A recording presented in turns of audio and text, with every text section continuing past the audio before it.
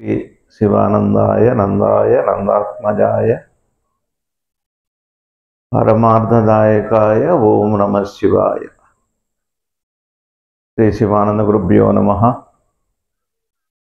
श्री आंजनेय परब्रह्मणे नमः। बुद्धिर्बलं यशोधैर्यं निर्भयत्वं मरोगता अजाड्यं वाक्पटुत्वं च हनुमत् स्मरणात् भवेत्। నేడు కార్తీక పౌర్ణమి. కార్తీక మాసంలో చాలా విశేషమైన దినమని గురువుగారు చెప్పారు. పండగ పర్వం అని 2 దినాలు ఉన్నాయి.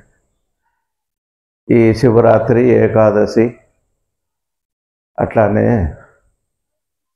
ముక్కోటి ఏకాదశి, అలానే కార్తీక మాసం, అలానే మార్గశిర మాసం, ఈ 2 మాసాలు మనకు విశేషం. మరి ఈ కార్తీక పౌర్ణమి సందర్భంగా ఇక్కడికి విచ్చేసిన ఈ గ్రామం భక్తులందరూ, దూర ప్రాంతాల నుంచి వచ్చిన భక్తులందరికీ నమస్కారం. కార్తీక మాసం సందర్భంగా మీ అందరికీ నమస్కారం. ఈ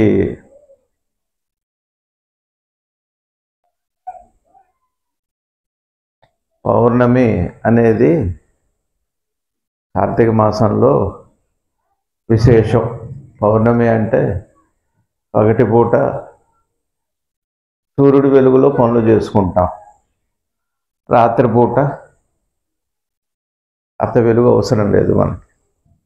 అలానే మన పనులన్నీ చేసుకోవటానికి పొద్దుపూట బాగా వెలుతురులో పనులు చేసుకొని రాత్రి అయ్యేటప్పటికి కొద్దిగా మసక వెలుతురులో నిద్రపోతాం. బాగా వెలుతురు ఉంటే నిద్ర పట్టదు, తక్కువ వెలుతురులో నిద్ర పడుతుంది.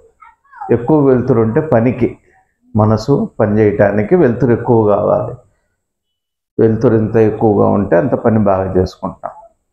ఈ వెన్నెల రాత్రిలో ఏం పనులు చేస్తాం?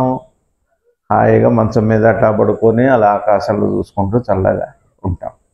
సరే, మనందరికి కూడా ఈ కార్తీక పౌర్ణమి ఏం చెబుతుంది అంటే,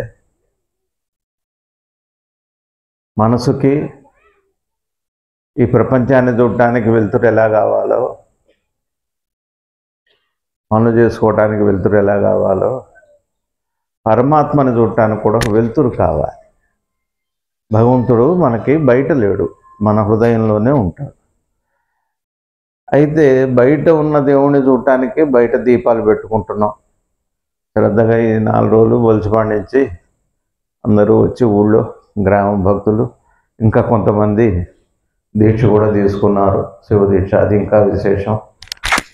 అదంతా ఊరందరికి కూడా మంచిదే. వాళ్ళు 4 దీక్ష తీసుకున్నా ఊరందరికీ మంచిదే. అట్లనే ఆడవాళ్ళు అందరూ వచ్చి దీపాలు పెట్టుకున్నారు చక్కగా.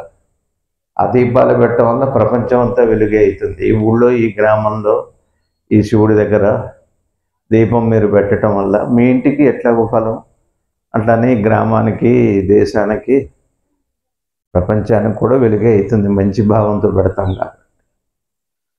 అట్లానే మన లోపల బయట దీపం పెట్టినప్పుడు పరమాత్మకి మా ఇల్లు బాగుండాలి, మా పిల్లలు బాగుండాలి, మా కుటుంబం బాగుండాలి, పిల్లల చదువులు బాగుండాలి, ఆరోగ్యాలు బాగుండాలి. చూస్తున్నాంగా కాలంలో అన్నీ విపరీతాలు. ఈ 4 రోజుల్లోనే 3 మంది చనిపోయారు. కాబట్టి అందరం బాగుండాలి, అందరూ బాగుండాలి. అందుకని భగవంతుని ప్రార్థన చేస్తాం. అందులో ముఖ్యంగా బాగా ఉండేది, అందరూ కోరుకునేది ఆరోగ్యం ఎంత బాగుండాలనుకుంటామో, ధనం కూడా అంత బాగా ఉండాలి అనుకుంటాం. ఇప్పుడు ముఖ్యంగా కదిలితే డబ్బు కావాలి. డబ్బు లేకపోతే పని అవ్వదు.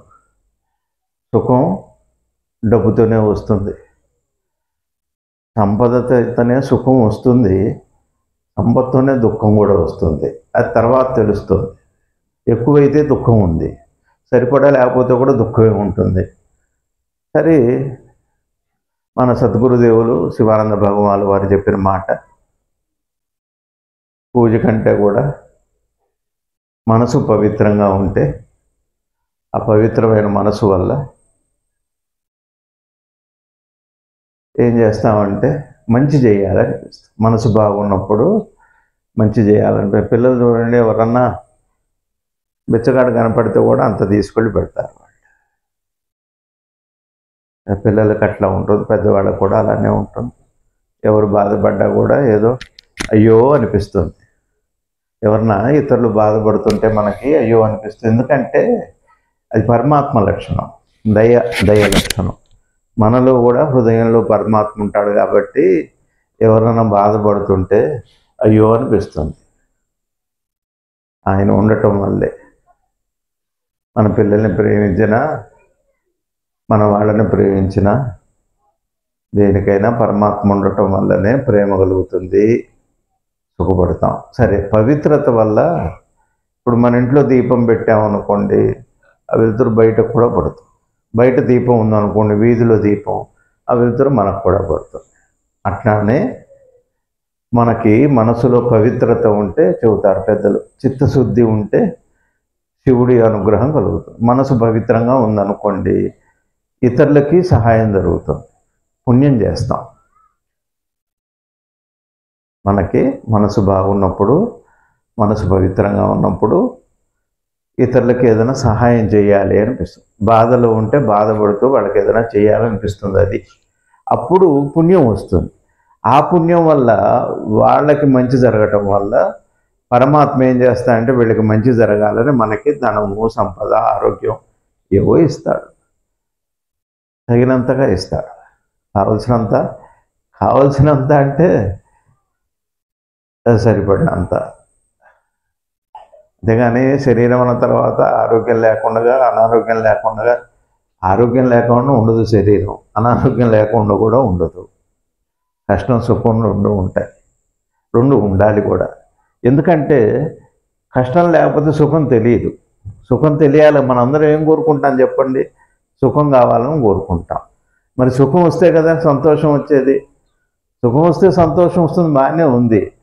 మరి సుఖం వచ్చినప్పుడు వచ్చే సంతోషం కావాలంటే కష్టం ఉన్నప్పుడే సంతోషం వస్తుంది, కష్టం లేకపోతే సంతోషం రాదు. అందుకని కష్టం కూడా కావాలి. కష్ట సుఖాలు రెండు ఉంటేనే సుఖానికి అంతే హాయిగా ఉంటుంది. ఎండకు తిరిగి వస్తాం అనుకోండి, అంత నీడకి బాగా అనిపిస్తుంది. నీడలో ఎంతసేపు ఉన్నా ఆ సుఖం తెలియదు, విలువ ఉండదు దానికి. అందుకని కష్టం కూడా ఉండాలి. కాబట్టి కష్టంలో నుంచి సుఖం. కాబట్టి పుణ్యం మనసు పవిత్రంగా ఉన్నప్పుడు ఇతరులకి ఏదైనా చేయాలి అనిపిస్తుంది. ఆ ఏదైనా చేయటం వల్ల భగవంతుడికి వీడికి ఏదైనా ఇవ్వాలని ఆయనకు అప్పుడు అనిపిస్తుంది. పూజ చేయటం వల్ల ఇవ్వడు మనకి.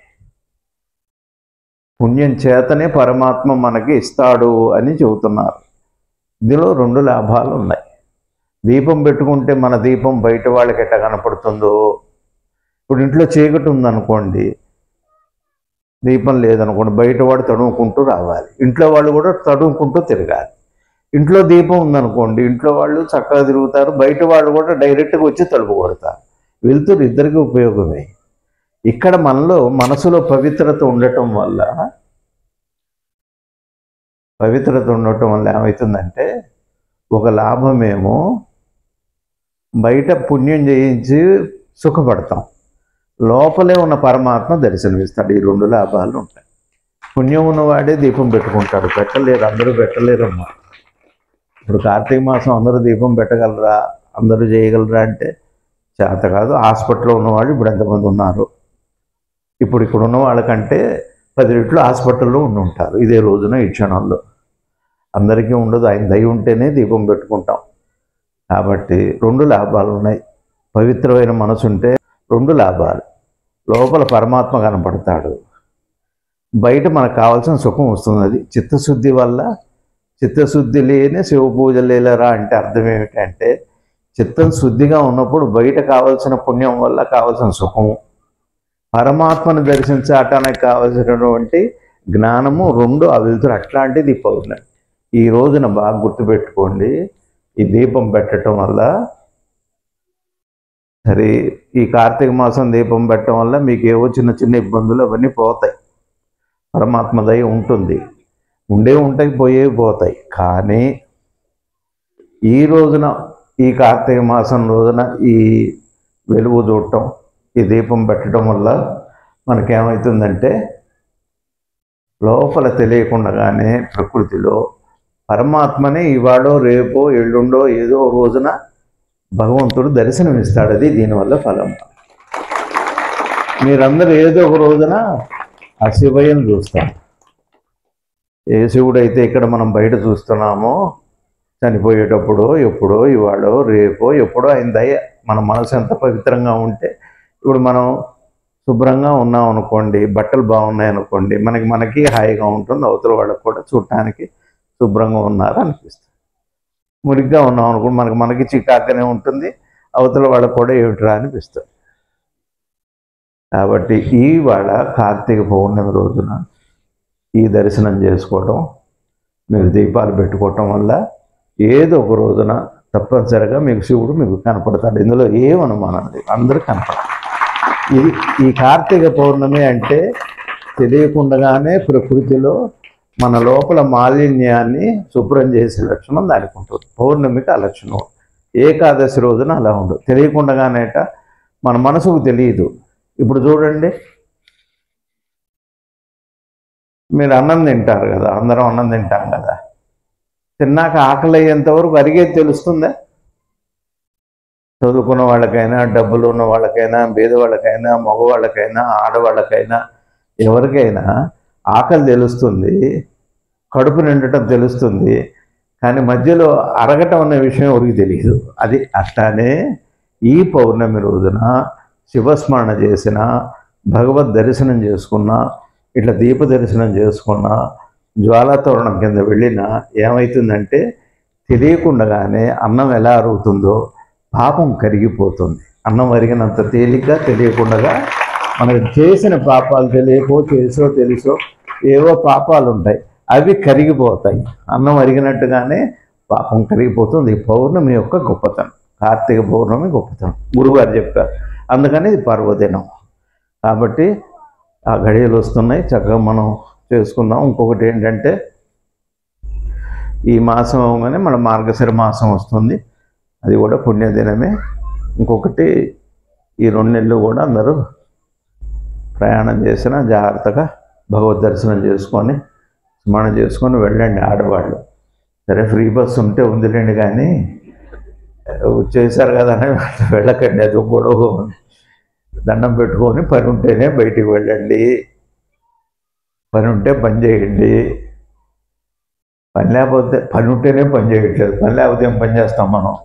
దానికి ఎట్లా చేయం. కానీ జాగ్రత్తగా బయటికి వెళ్ళకండి. ముఖ్యంగా ఈ నెల్లాళ్ళ కాలం ఆడవాళ్ళు ముఖ్యంగా బాగా భగవస్మరణ చెప్పుకొని దీపం పెట్టుకొని, ఈ దీపం కాపాడాలి, మీ అందరినీ చల్లగా ఉండాలి, పిల్ల పాప చల్లగా ఉండాలి. ఇది ఈ 2 నెలలు ఇది ఒకటి పెట్టుకోవాలి.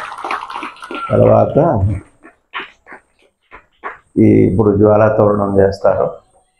అందరూ చిన్నగా తొందర తోసుకోవద్దు, మళ్ళీ మన క్లాస్ లాగా అయిపోతాం పరిస్థితి.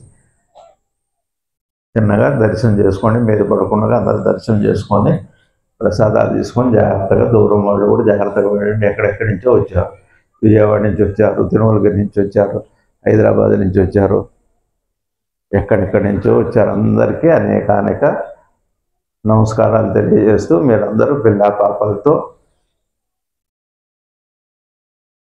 బయట పుణ్యం పెరగాలి, అదే సమయంలో పాపం కరగాలి. ఇది ఇవాటి కార్తీక మాసం శ్లోకం. దీపం బయట పెట్టడం వల్ల పుణ్యం పెరుగుతుంది, లోపల పాపం కరుగుతుంది. అరుణాచల శివ, అరుణాచల శివ, అరుణాచల శివ, అరుణాచల శివ.